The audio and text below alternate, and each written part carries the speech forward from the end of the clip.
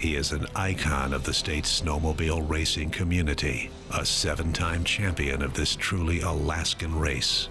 This is Inside the Iron Dog with Scott Davis, presented by Ski-Doo Snowmobiles. What matters is what's next.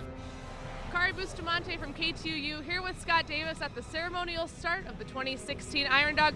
Scott, in all your years of doing this race, would you have ever imagined that this is what the ceremonial start would look like? No, man, it's come so far. You know, the race has evolved from this survival 1,000-mile race to this huge media event here. It's so good for the sponsors and so good for spectators. You know, the Iron Dog is a really hard race to follow. You know, it's for spectators. So this gives everybody a chance, and the Iron Dog has done a great job, letting the race evolve into a good spectator event.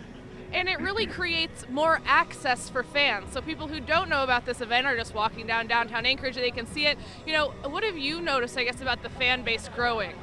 Yeah, I mean, the first induction with that was GPS trackers, you know, where people could actually be involved at home, sitting on the computer.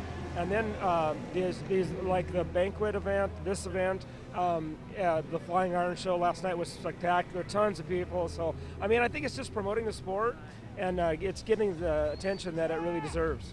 All right, so it's the day before the race. You know, what are these guys doing to prepare? Is everything done? Just maybe sleep, meals? Tell me about it.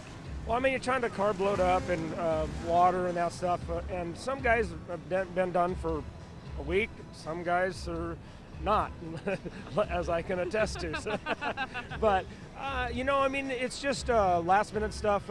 Packing whatever food you want close by, some goo, and you know, knowing where your tools are in case something happens, knowing where your saw is, and you know, just last-minute packing. So, you know, and hopefully by now most guys are ready. So what is your anticipations for the trail? What have you heard about the conditions? Who seems competitive this year? Like, tell me all about it. Well, I mean, I think that, you know, there's the normal guys, you know, and one of the people that, you know, I forgot to mention was Chris Oles. You know, I mean, he's a 2-time champion, and so, I mean, you got Nick and Todd, you got, you know, Corey and Ryan, and we got Tyler and Tyson, we got, you know, there's about 10 guys that are certainly capable of winning the race, and a whole bunch of new people from the bush. It's so exciting. You know, I mean, we've got like 3 teams from McGrath, Bethel, Galena, Kotzebue, Nome.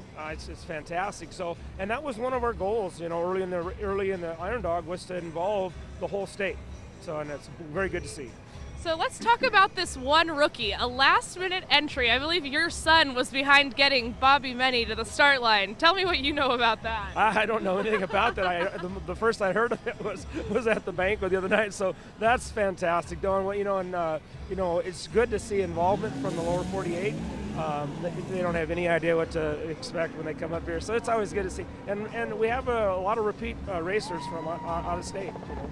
All right, well, the start is tomorrow at Big Lake, and I'll talk to you more then. I see you, Kari.